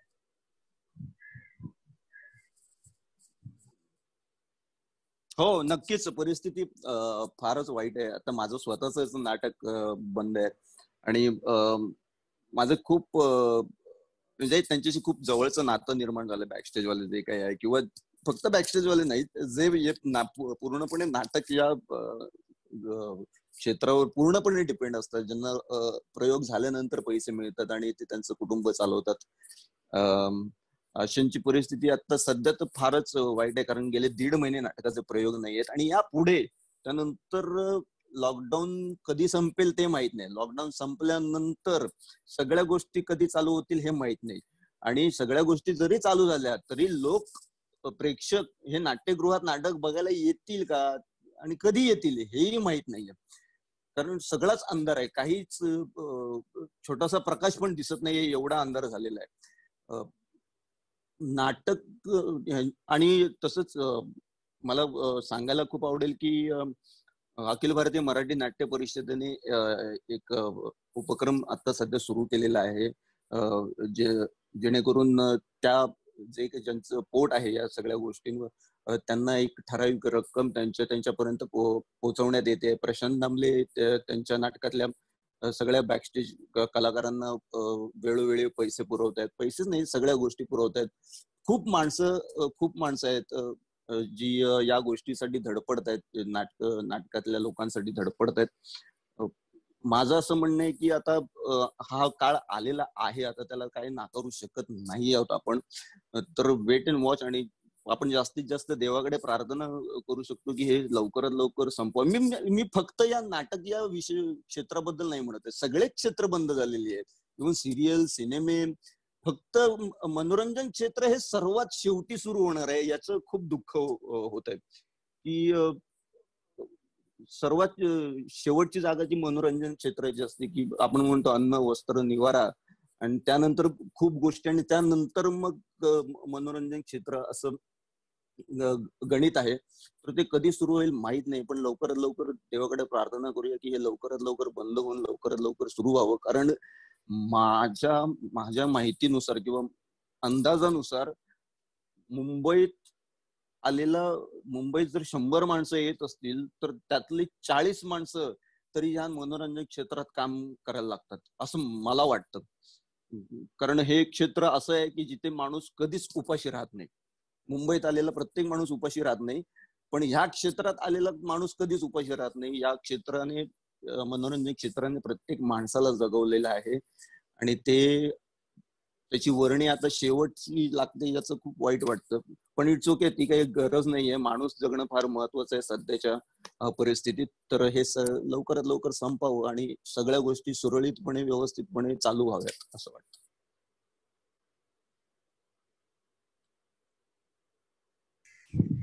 हॅलो सागर, मी तुम्हाला अजून एक प्रश्न विचारला होता की भारत गणेशपुरी आणि तुमची बॉन्डिंग जी आहे ती खूप स्ट्रॉंग आहे दोघांची. तर तुम्ही तुमच्या मैत्रीला कुठलं गाणं समर्पित कराल? गाणे खूप आहे तो.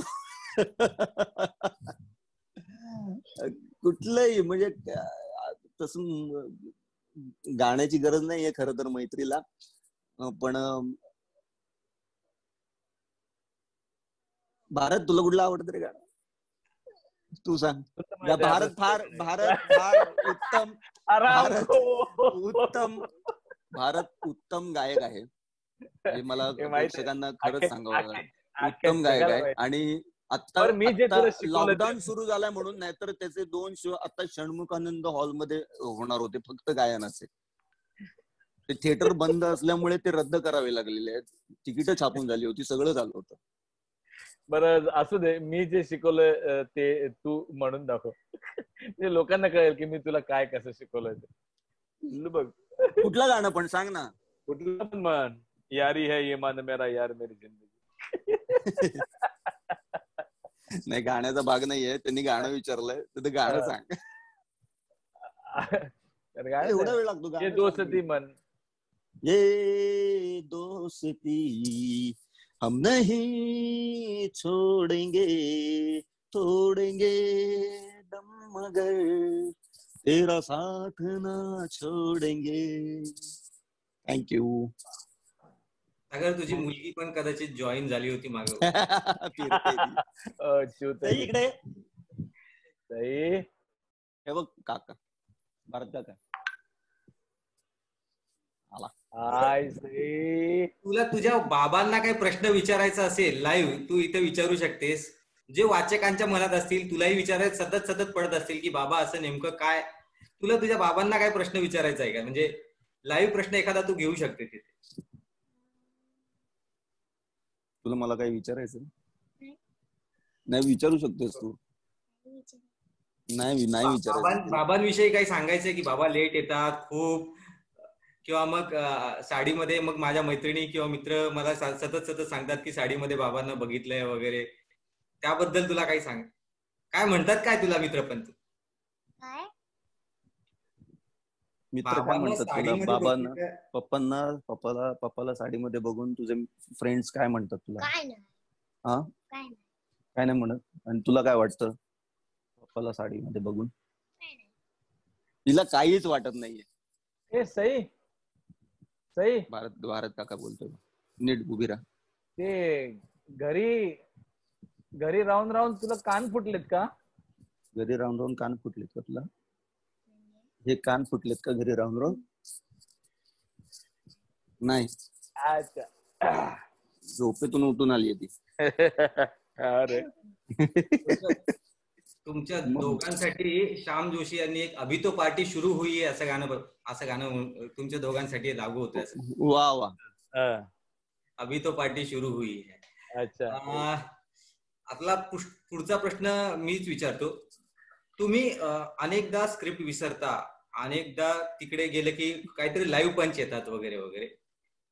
किती टक्के असे पंच असतात जे लाईव्ह असतात तिथल्या तिथे, की म्हणजे असे की 100% स्क्रिप्ट तयार केली आहे त्यातली 70-80% आम्ही प्रिपेअर केलेली आहे, पण नंतर 30% आम्हाला तिथल्या तिथे सुचलेले पंच आहेत?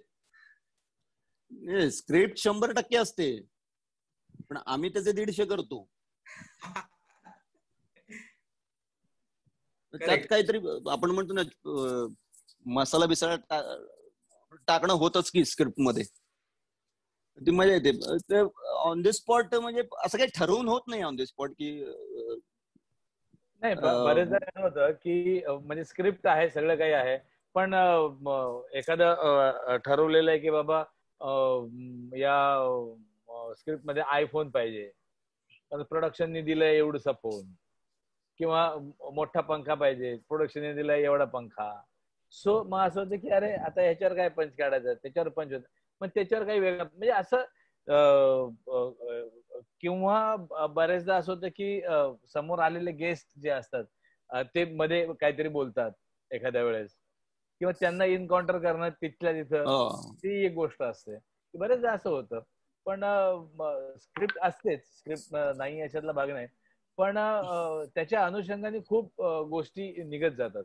जसं मगाशी म्हटलं की एंट्री पर्यंत पण चालू असतं की यार असं नाही तसं नाही असं नाही, म्हणजे बऱ्याच गोष्टी तुम्ही जर बघितलं तर त्यात तुम्हाला सापडणार नाहीत. लाईव्ह टेलिकास्ट मध्ये ज्या आहेत त्या तुम्हाला स्क्रिप्ट मध्ये सापडणार आहेत, ज्या स्क्रिप्ट मध्ये आहेत त्या लाईव्ह टेलिकास्ट मध्ये सापडणार नाहीत, असं होतं.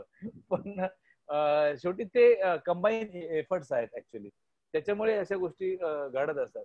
आणि कसं होतं की अगदी कॉमेडी करायची तर मग असं एकदम तोलून मोलून मापून होत नाही. तुम्हाला ते तुमको खोलना पडता है ऐसा, मतलब जब तक नहीं खोलोगे तब तक सारा माल बाहेर नहीं आएगा ऐसा. म्हणजे तुषार देवल पण आमचा कधी कधी चुकतो, मग त्यावरून पण खूप विनोद होतो. म्हणजे फोनची बेल वाजवायची असेल तर तो गोळीचाच आवाज कधीतरी चुकून येतो, तर मग त्याच्यावर काहीतरी काउंटर होतं.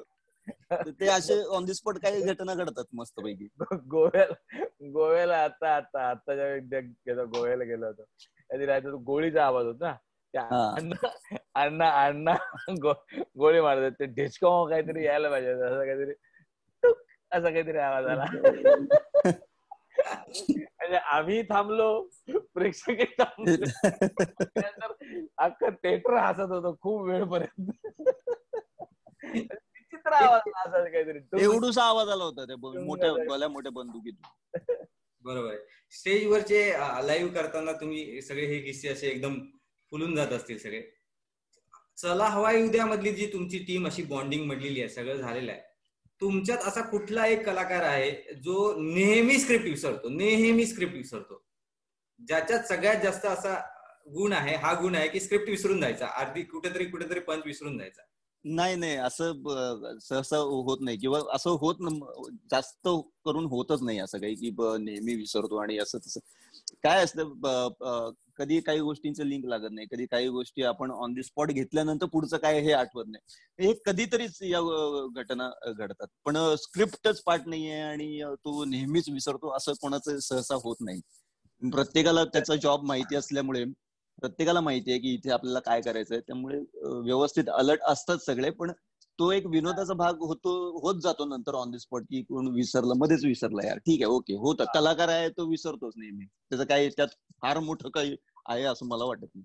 पण आता हा विसरतो म्हणतो एखादा कलाकार, भाऊ कदम विसरतो, तर असं नाहीये, मुळात असं नाहीये. हा एक त्याच्यावरती काही विनोद निर्माण होतात म्हणून ती गोष्ट घेतली जाते. मुळात असं आहे की जर असं नेहमी एखादा कलाकार विसरला असता, एक तर तुम्ही 600 एपिसोड पर्यंत पोहोचला नसता खरं तर. म्हणजे तो जो भाग आहे तो विनोदाचा असू शकतो की अरे भाऊ कदम विसरतायत, अरे गणेशपुराला लक्षातच राहत नाहीये, असं होतं. बरेचदा असं पण होतं की अरे हा काय बोललो होतं यार ते, अरे आम्ही विसरलो, असं पण स्टेजवर होत आहे. अशा पण गोष्टी होतात. पण नेहमी एखादी गोष्ट अशा पद्धतीची होत राहणं हे स्किल शो, म्हणजे तो शो तुमचा मारू शकते अशी गोष्ट. त्यामुळे त्या जबाबदारीचे सगळे लोक आहेत आमच्या एकंदरीत युनिट मध्ये. बरोबर आहे. सागर, तू एका इंटरव्ह्यू मध्ये असं म्हणाला होतास की भारत गणेशपुरे हा माझा मित्र आहे, दुश्मन आहे, वडील आहे, आई आहे, सगळं आहे. दुश्मन हा पण कसा काय तुझा असू शकतो भारत गणेशपुरे, जेव्हा तुझी एवढी केमिस्ट्री वगैरे, काय नेमकं काय तुला म्हणायचं होतं, काय सांगायचं होतं? म्हणजे माझं म्हणणं असं होतं की कसं मित्र फक्त आपल्याला बाहेर असतात, किंवा आपण घरातून बाहेर पडलो की मित्र असतात, आणि काही ठराविक कारणासाठी ती मैत्री असते.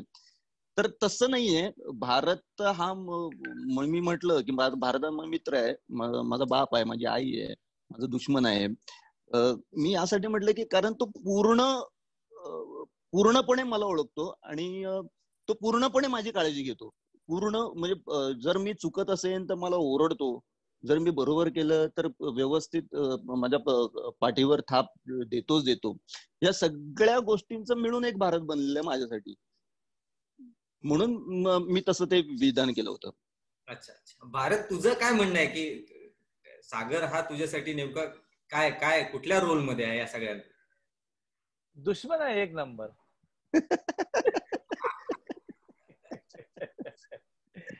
नाही, कारण खरं सांगू का, आम्ही बरेचदा बोललेलो आहे की कारंडे हा निरुपद्रवी प्राणी आहे, त्याचा काही उपद्रव नाहीये. म्हणजे एनिवे असा बाबा तुमच्याबद्दल हा इकडे जाऊन काहीतरी बोलेल, त्याच्याबद्दल इकडे जाऊन काहीतरी बोलेल, असा नाहीये. आणि परिपूर्ण कलाकार आहे. म्हणजे सागर कारंडे अभिनय तर करतोच, सागर कारंडे मिमिक्री करतो, सागर कारंडे गातो, सागर कारंडे त्याला ते जे तुम्ही म्हणजे इव्हन सागर कारंड्याचे सगळे जर तुम्ही कॅरेक्टर्स बघितले तर पोस्टमन्स पासून असतील, हे असतील, हे लोकांना डायरेक्ट भिडतात, त्याला माहिती आहे. तो मिमिक्री पण करतो तर ते फार सुंदर करतो. म्हणून मी मागे पण म्हटलं होतं की सागर कारंडेच्या भात्यात अनेक बाण आहेत. की मग आता उद्या मला जर कोणी म्हटलं की तुम्ही गा, तर गा म्हणजे मी 2 ओळी पण गाऊ शकत नाही, इतकी भयंकर आणि बेकार परिस्थिती आहे. म्हणजे कधी लोकनाट्याच्या हिशोबाने जर आपण गेलो तर असं नाही की त्याला खूप सुंदर आवाज लागतोय किंवा खूप सुंदर सूर वगैरे, असं काही नाही, पण तेही नाही जमत आहे. पण आमच्या अख्ख्या टीम मध्ये जर तुम्ही बघितलं तर सागर कारंडे हा एक परिपूर्ण नट आहे. म्हणजे ह्या क्षेत्राला लागणाऱ्या सगळे गोष्टी, सगळे बाण त्याच्या भात्यात आहेत. सो आणि मी सांगितलेलं ऐकतो म्हणून. हीच खरी तुमच्या दोघांची केमिस्ट्री म्हणायला हवी. हीच तुमच्या दोघांची केमिस्ट्री आहे. अजून काही प्रश्न आहेत? शर्वरी जोशी परत एक प्रश्न घेऊन आली आहे तुमच्यासाठी दोघांसाठी. माझा प्रश्न विचारण्याच्या आधी मी एका वाचकाचा प्रश्न घेते. शिवराज यादव यांचा प्रश्न आहे आणि त्यांचं म्हणणं असं आहे की चला येऊ द्या या कार्यक्रमावरून अनेक वाद झालेत, ज्यासाठी कार्यक्रमाच्या टीमला माफी मागावी लागली आहे. माफी मागितल्याच्या नंतर संपूर्ण टीमची नेमकी मनस्थिती कशी असते? हा, 1-2 वेळा झालंय असं. काही म्हणजे काही ध्यानीमनी नसताना किंवा याचा इतका वाद होईल हे आमच्या डोक्यात नसताना ह्या गोष्टी होत आहेत. पण काय होतं की आम्ही जसं मगाशी सांगितलं की वेळ इतका कमी असतो आणि सगळ्या गोष्टी इतकं सिच्युएशन असतात की मे बी म्हणजे त्याच्याबद्दल काही आम्ही हे देत नाहीये, काय म्हणतात त्याला, स्पष्टीकरण असं म्हणून नाहीये. पण त्याच्यानंतरची जी मनस्थिती आहे ती थोडस असं खचायला होतं की यार ठीक आहे ना, म्हणजे एखादी गलती हो जाती है, पण त्यासाठी भरभरून माफी पण मागतो आम्ही, भरभरून आम्ही त्यांना, म्हणजे आता माझ्याही एका बाबतीत असं झालं होतं की काहीतरी मी काहीतरी बोललो होतो असं की हा घुसला गाडीत आलेपाकवाल्यासारखा. तर ते आलेपाकवाले जे गाडीत घुसतात ना, तर मी एका एपिसोड बोललो होतो की हे घुसले गाडीत आलेपाकवाल्यासारखं. तर कुठल्या तरी गावाच्या लोकांना असं ऐकवलं की अलिबागवाल्यासारखं. आणि मग तिकडनं मला सारखे काही फोन किंवा तो कोण आहे, त्याला पहिले बाहेर काढा, त्याला पहिले इकडे बोलवा, आणि आम्ही काय हे आहोत का. तर मला एका फार मोठे जे लीडर आहेत एका पक्षाचे, त्यांचा मला फोन आला. म्हणलं काय रे, काय झालंय? तर मी म्हणलं नाही साहेब, असं तर काही नाहीये. तर काय होतं ते, तर मी म्हणलं मी आले पाक असं बोललो, तर त्यांना अलिबाग असं ऐकू आलंय. मग ते म्हणले की थांब तुला 5 मिनिटात फोन करतो मी. मग त्यांनी मला 5 मिनिटात परत फोन केला. ते म्हणलं की अरे हा बरोबर आहे, तू बोलतोस ते बरोबर आहे, आता शांत बस आणि आता जर का कोणाचा फोन आला तर मला सांग फक्त. त्यानंतर मला कोणाचा फोन आलेला नाही किंवा याच्यावर पण मी रिॲक्ट पण झालेलो नाही. पण कसं होतं की भावनेच्या भरात आपण बऱ्याच गोष्टीचा सरसगळ विचार करत नाहीये आणि प्रत्येकाला कसं असतं की आपलं अस्तित्व असतं ते टिकवायचं असतं, त्यामुळे त्याला पण काहीतरी करून दाखवायचं असतं. पण आमच्या डोक्यात कोणाच्या भावना दुखतील किंवा जाणीवपूर्वक कोणाला काही आम्ही बोलू असं आम्ही कधीही कधीही कधीही करत नाही, कधीही करत.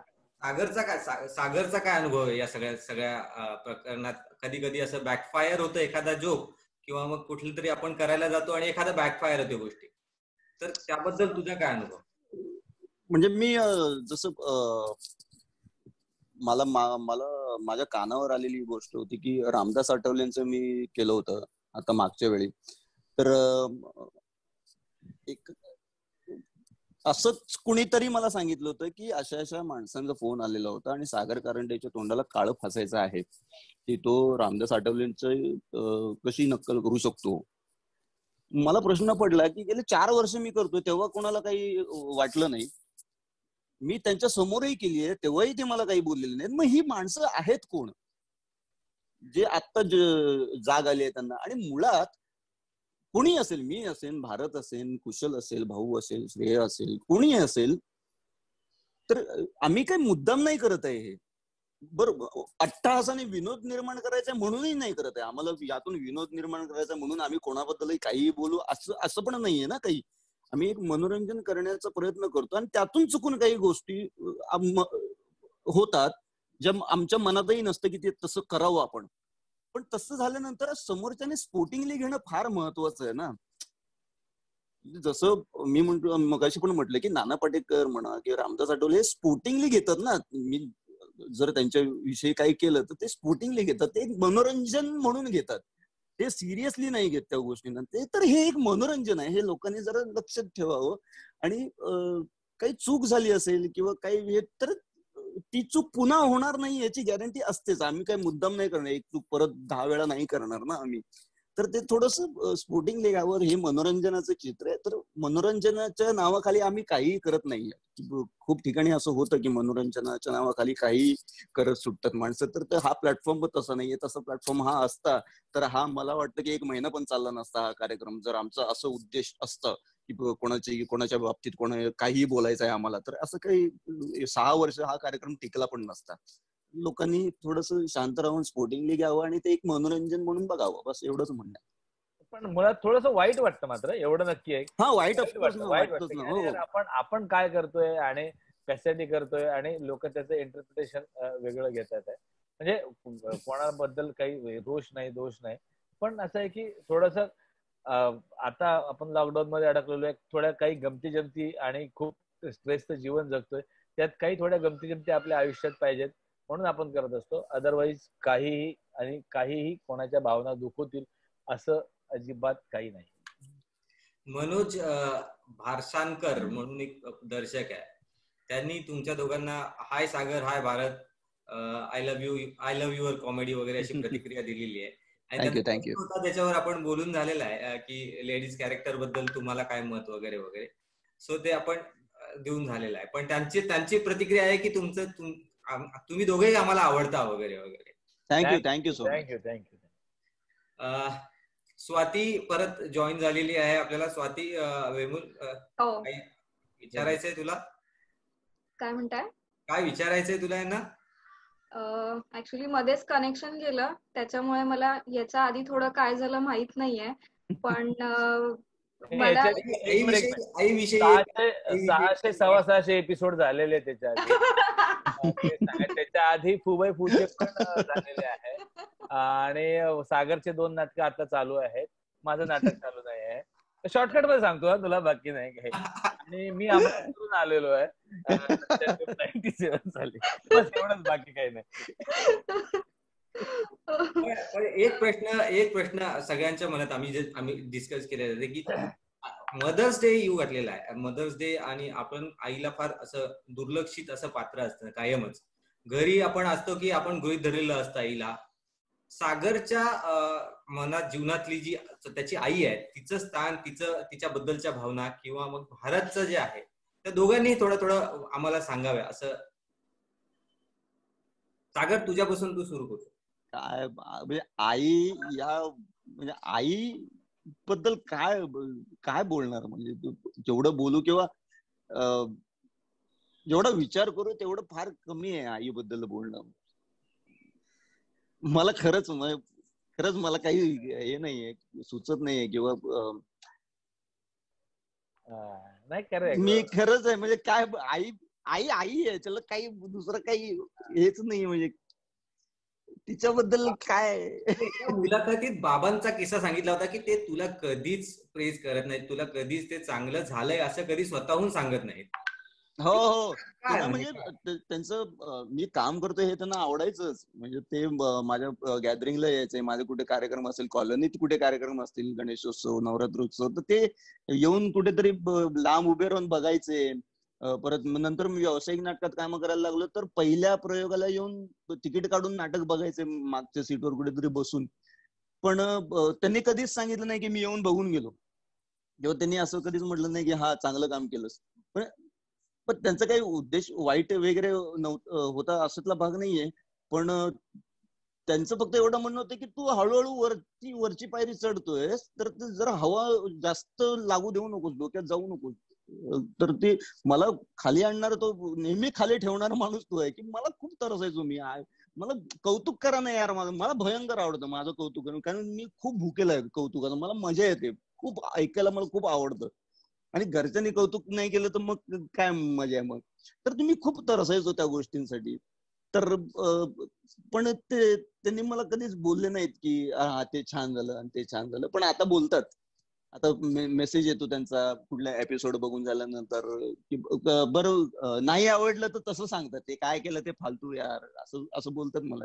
ते अजिबात नाही आवडलंय, ते फालतू नाटक आहे तुझं, ते फालतू कालचा एपिसोड फालतू होता, किंवा ते काम मजा नाही आली असं वगैरे सांगतात मला. पण ते बरं आहे, आवडतं ऐकायला. काहीतरी बोलावं असं माझी इच्छा आहे. चांगलंच बोला असं नाही, काहीतरी बोला त्याविषयी. बऱ्याच वाचकांचे दर्शकांचे प्रश्न येऊन पडलेले आहेत.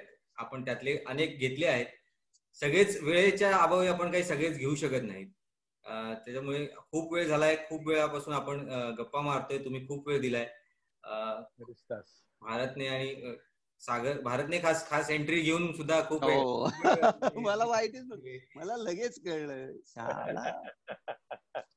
मला फक्त एक दोघांना प्रश्न विचारायचा आहे की आत्ताचा जो काळ आहे लॉकडाऊनचा, ज्याच्यामध्ये संयम हा सगळ्यात जास्त महत्वाचा आहे.